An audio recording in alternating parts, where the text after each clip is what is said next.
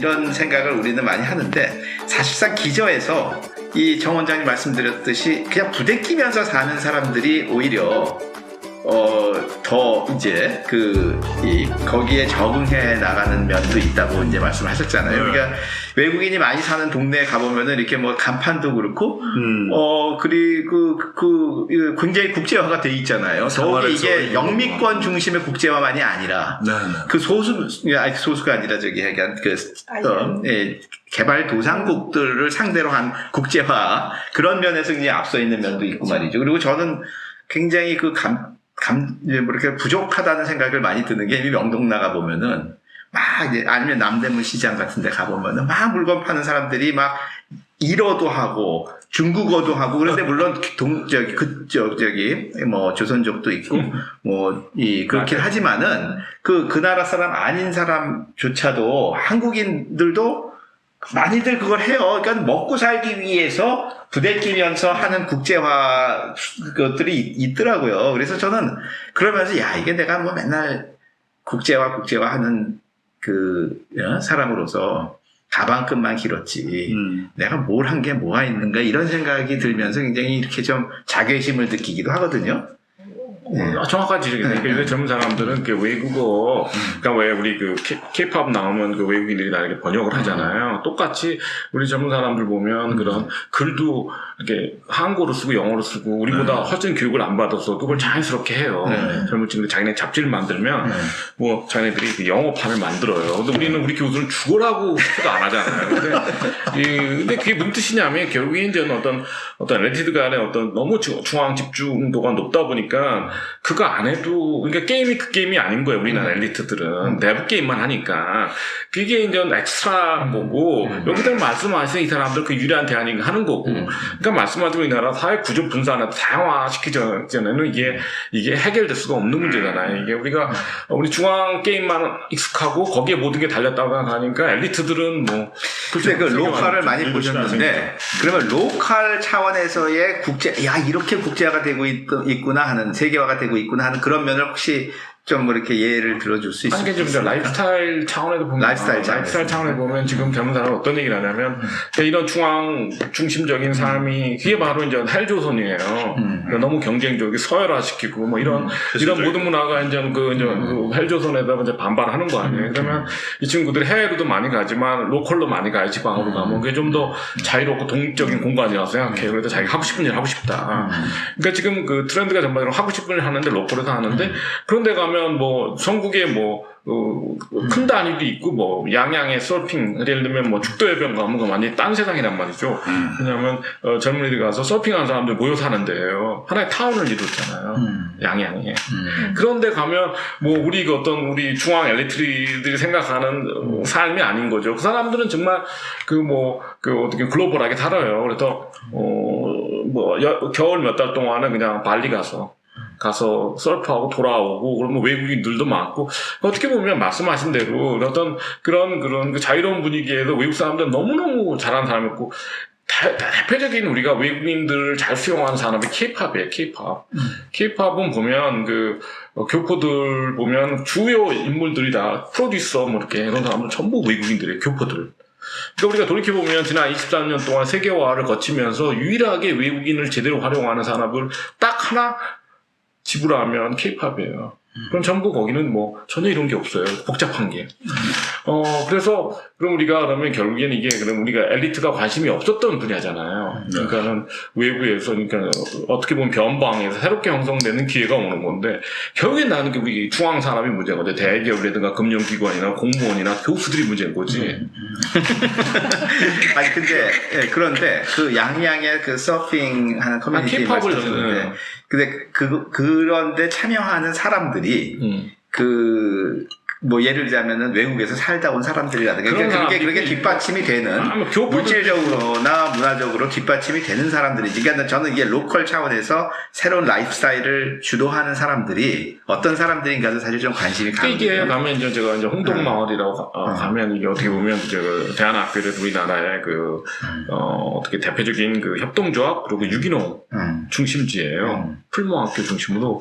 그러면 이게 100년 이상 된 거거든요. 그러면 저쪽에 오산학교부터 나와서 풀모 운동을 시작한 사람들이 시작한 운동인데 얼마나 세계화가 돼 있냐면 일단 계속 유럽에도 지원도 받고 일본의 이제 무교의 그 파트너들이 많고 또 중국이랑도 교류가 많고 거기 가보면 풀면 그 어떻게 보면 그 어떻게 마을 공동체라고 하죠. 농촌 공동체인데 외국 사람들 굉장히 많아요.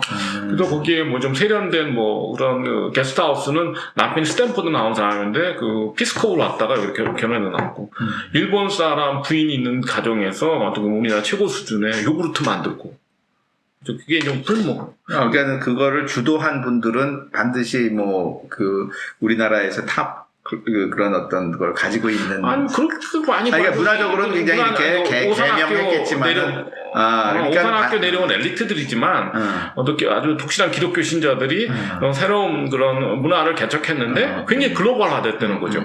그러니까 우리나라의 어떤 중앙 어떤 엘리트보다 훨씬 글로벌해요.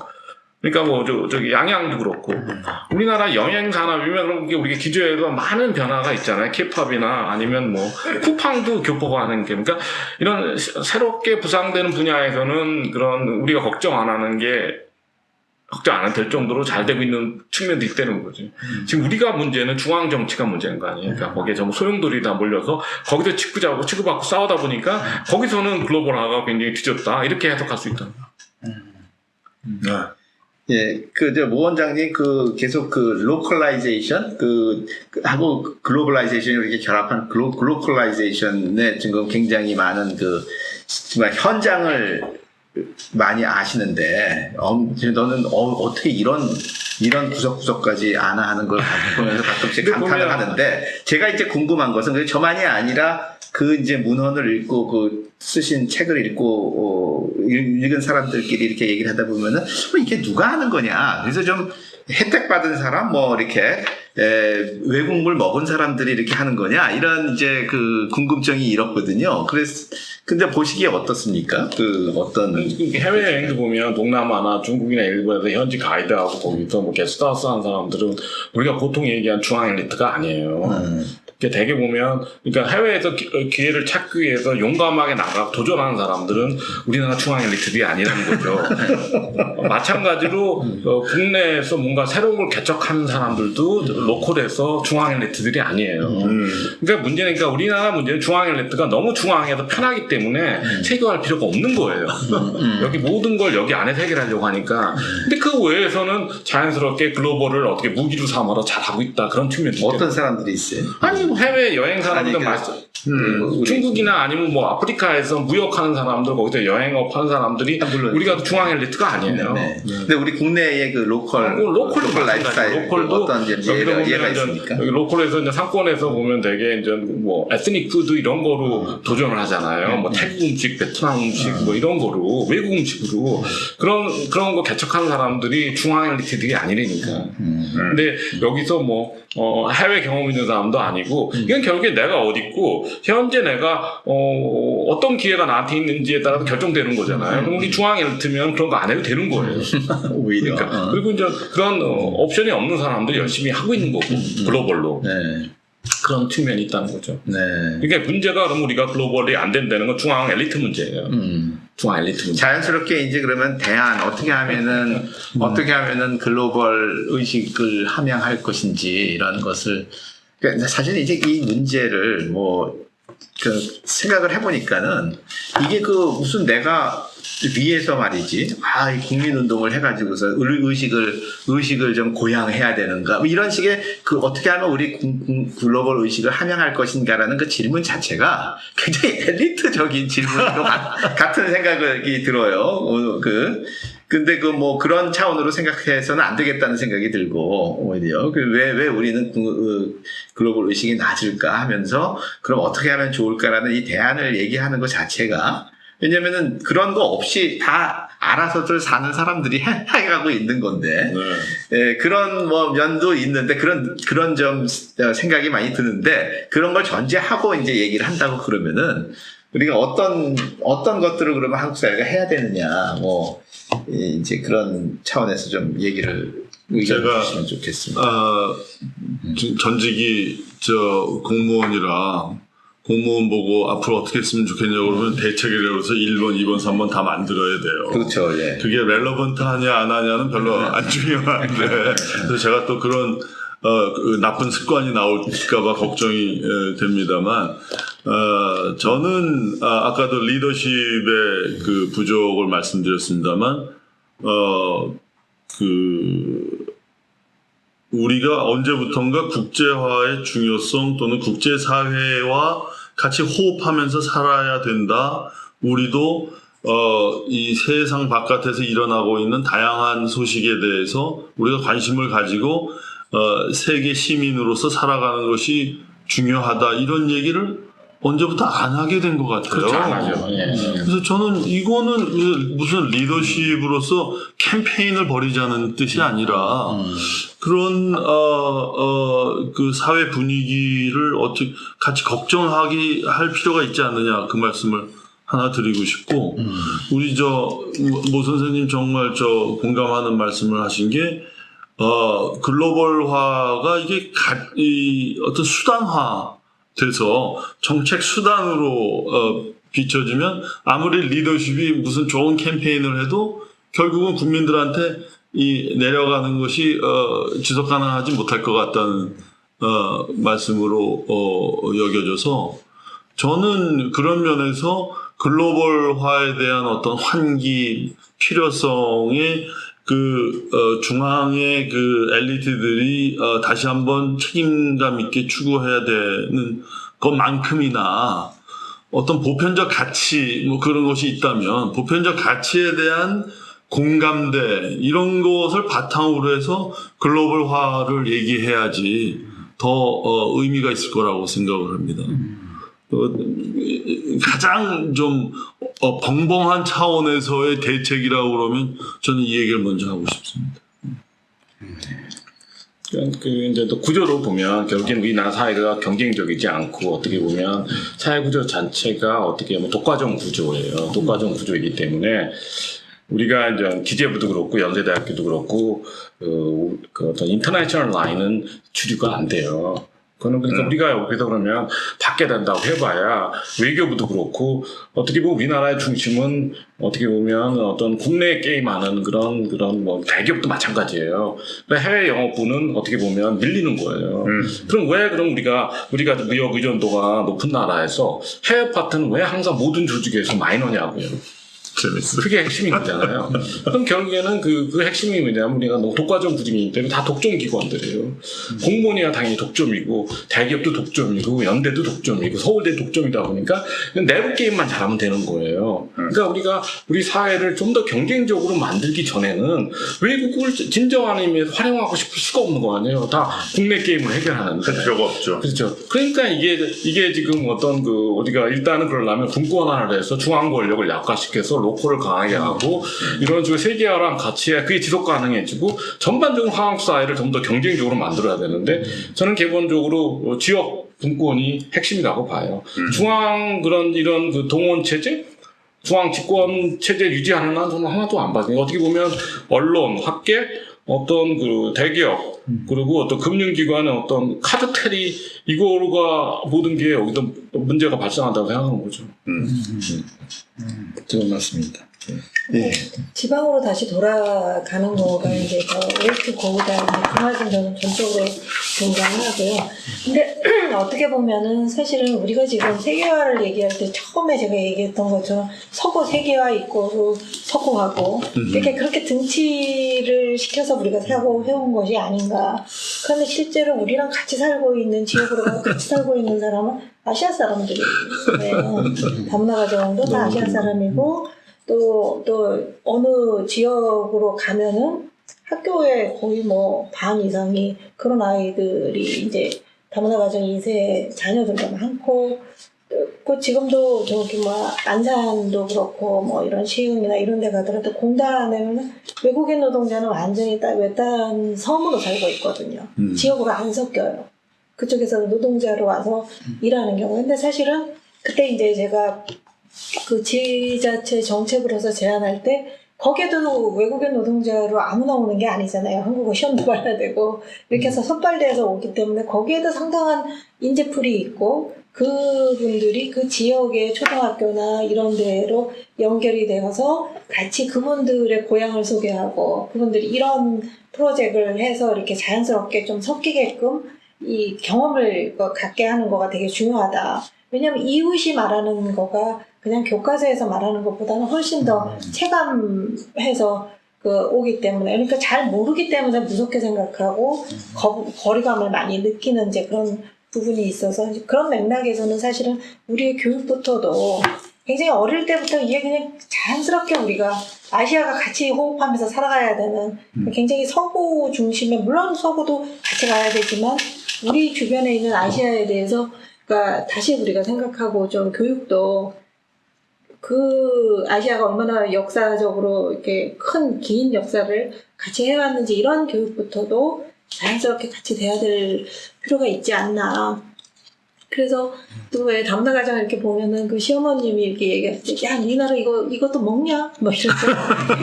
너희 닭고기 있냐? 막 외국인 노동자 그거 가지고 저 인터뷰한 노동자 그러시더라고요. 아, 니네 나라에 닭 있냐? 이렇게 물어본다는 거예요.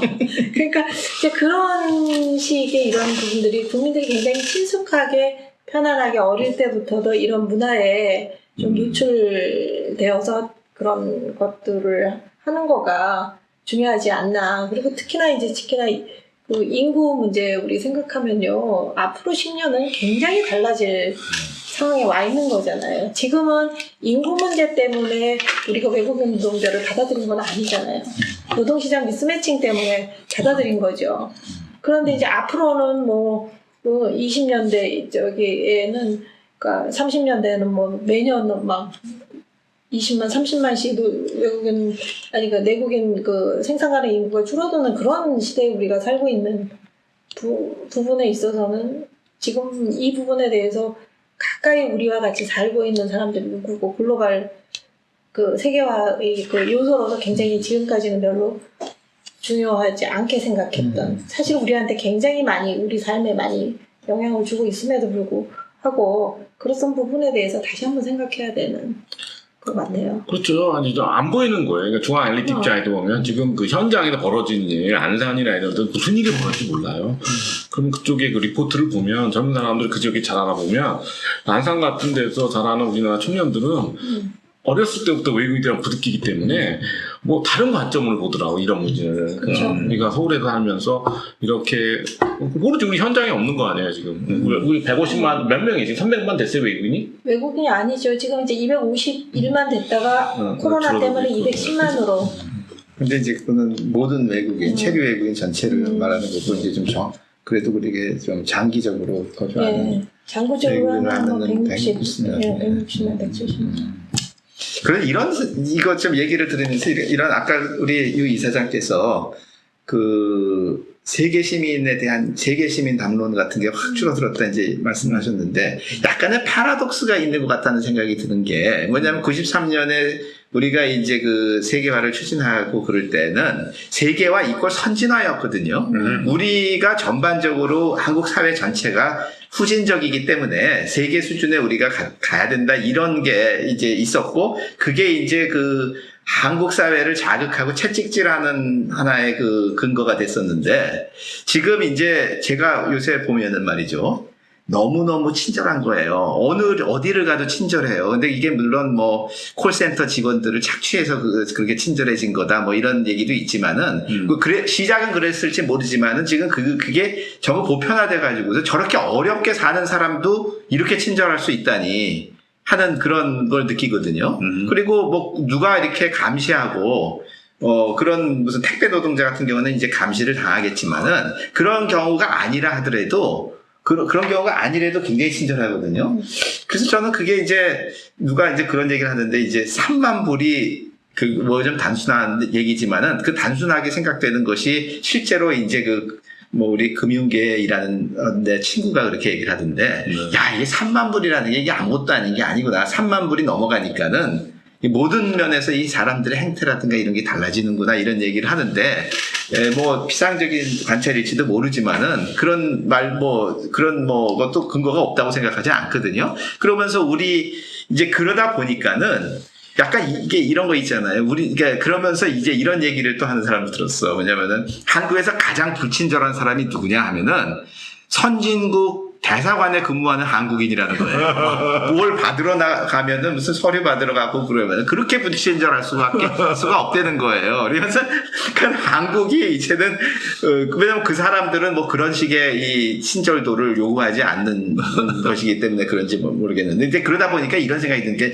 일본이 폐쇄적인 게 일본인들 스스로가 자기네들의 시빌리티에 대한 그 자부심이 오히려 폐쇄적으로 나가는 거잖아요. 그러니까 한국이 이만큼 우리가 선진화됐다 그러니까는 이제는 다른 나라를 타자로 그 선진성에 대한 타자로 다른 나라를 이제 심지어는 선진국까지도 우리의 선진적 자아와 후진적 타자라는 것 그 구도가 이렇게 형성이 될 수가 있겠다는 생각이 드니까 그러면서 세계 시민 담론이 후퇴한 거 아닌가. 그런 생각이 들거든요. 그러니까 이제 선진화와 세계화가 같이 가던 때하고 조금 다른 그 배경이 좀 달라진 거 아닌가? 환경이? 그런 생각이. 그 포인트도 굉장히 공감하고요. 네. 동시에 여전히 세계화 내지 글로벌화는 한국 사회가 아직 끝내지 못한 담론이고 저희가 문제의식으로 가지고 있는 그 부분은 아직도 진행 중이다. 그래서 문제가 더 복잡하다. 그러니까 수면 위에서는 이런 담론, 또 수면 밑에서는 또 이런 의식의 흐름이 동시에 공존하고 있는 것 같다고 저도 생각을 합니다. 오늘 아주 재밌습니다. 네, 오늘 아주 그러니까 그 문제는 사실은 그 갑질 논쟁 때문에 그렇게 된 거예요. 그래서 이게 그 SNS가 지금 우리가 보편화되다 보니까 그게 갑질했다가 큰 비용을 지불하기 때문에 사람들이 친절해진 거 같아요. 3만 불이랑 상관없이. 그래서 근데 그게 또 부작용도 너무 많아요. 꼭 진짜 아니 저도 그렇게 생각을 하는데 제가 그러니까 친절이라는 것을 이렇게 낭만화해서는 그 이면에 들어있는 권력 관계를 오히려 놓치겠다는 생각이 들어서 함부로 말은 못하겠고 그 말씀에 동의를 하는데 밀레니얼들 문화 자체가 이 친구들이 뭐 저는 탈물질이라고 하는데 이번적으로 공감 능력을 굉장히 높이 평가해요. 근데 우리 세대는 공감 능력이 없는 세대 아니에요. 우리는 굉장히 권위적이라고. 우리는 좋은 대학 나왔고 우리는 좋은 뭐 이렇게 엘리트이기 때문에 그냥 알아서 우리만 따르라는 게 우리가 뭐 보이지 않게 보이는 거죠. 근데 요새 밀레니얼 그런 문제는 없어요. 그럼 그 사람들이 맨날 어떤 수평적 조직하고 뭐 문화 자체가 우리보다 훨씬 더 민주적인 건 사실이에요. 훨씬 더 갑질 논쟁도 있고 그래서 우리가 발전되는 건데 세계화 담론이 사실은 어떻게 보면 실종된 이유는 가장 근본적인 이유는 제가 보기에는 2008년 글로벌 금융위기에서 현실적으로 미국화인데 미국 모델이 무너지면서 우리는 그 모델이 없어졌어요. 그러니까 제가 노무현 정부랑 현 정부랑 비교해 봤을 때 노무현 정도만 하더라도 어떻게 보면 국제 전문가한테 뭔가를 이런 게 있었어요. 뭐 국제기구라든가 뭐 컨설팅이라든가 이런 거에 대해서 뭔가를 배워야 되겠다는 자세가 있었는데 2008년 이후로 우리나라 사회 전체 현 정부가 특별한데 전혀 배울 필요 없다는 게 강해서 그냥 우리 식대로 하면 된다는 자신감, 그걸 국뽕이라고 해도 되고 그게 만연해졌는데 결국엔 한국 입장에 보면은 모델이 사라져서 그래요. 이제 우리나라 어떻게 뭐 근대화하는 목표는 뭐 우리가 인정은 안 하지만 일본이었고 일본이 이제 뭐 버블로 사라지니까 미국을 따라갔는데 미국이 모델이 안 된 거 아니에요. 어떻게 트럼프 이후로 너무 헤매니까. 그럼 우리가 그러면 지적 역량을 결집해서 우리 나름대로 뭔가 새로운 모델을 해야 되는데 그 정도로의 신뢰가 없어요. 우리 지금 엘리트 사이에 너무 양극화되어 있기 때문에 그러다 보니까 뭐 자충우돌 하고 있다고 생각해요. 세계화돼서는. 예, 시간이 많이 흘렀어요. 일요일 날 이렇게 일요일 오후 시간을 귀한 시간을 할애해 주셔서 너무 감사하고요. 뭐 제가 왜 감사를 해야 되는지 우리 아시아 미래연구원에서 감사를 드려야 되는데 아무튼 사회를 맡은 입장에서 감사를 드리고 처음에 이제 이게 방담 아주 편하게 이야기를 하자고 해서 시작해서 처음에는 이렇게 이야기가 이렇게 막 산으로 가면 어떻게 되는가 이렇게 생각을 했는데 뭐 아무 준비 없이 이제 한 얘기가 굉장히 물이 흘러가듯이 잘 흘러갔다고 생각을 합니다. 그러면서 굉장히 좋은 얘기들이 많이 정말 저 오늘 많이 배웠습니다. 그리고 이런 의제 설정 자체에서 오는 우리 엘리트적 그런 어떤 의제 설정인데 왜 한국 사회는 글로벌 의식이 이렇게 낮을까? 뭐 어떻게 하면 글로벌 의식을 함양할 수 있을까? 이런 엘리트적 차원에서의 문제 의식이었을지 모르겠는데 이야기를 하는 과정에서 정말 어떻게 보면은 이제 bottom-up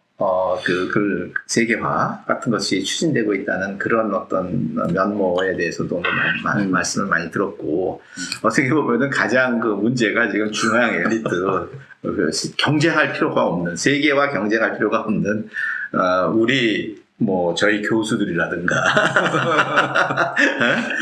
이런 어떤 사회의 그 어떤 지도층이 오히려, 그런 어떤 경쟁할 필요가 없다는 것 때문에 세계화를 주도적으로 추진하지도 못하고 그런 건 아닌가 하는 그런 어떤 지적들이 있었습니다. 그래서 오늘 아주 다들 만족스러우시죠? 네, 예. 감사합니다. 그래서 오늘 정말 좋은 시간 가졌습니다. 네. 그러면은 이것으로서 오늘의 그 토론을 마치도록 하겠습니다. 감사합니다. 감사합니다. 감사합니다.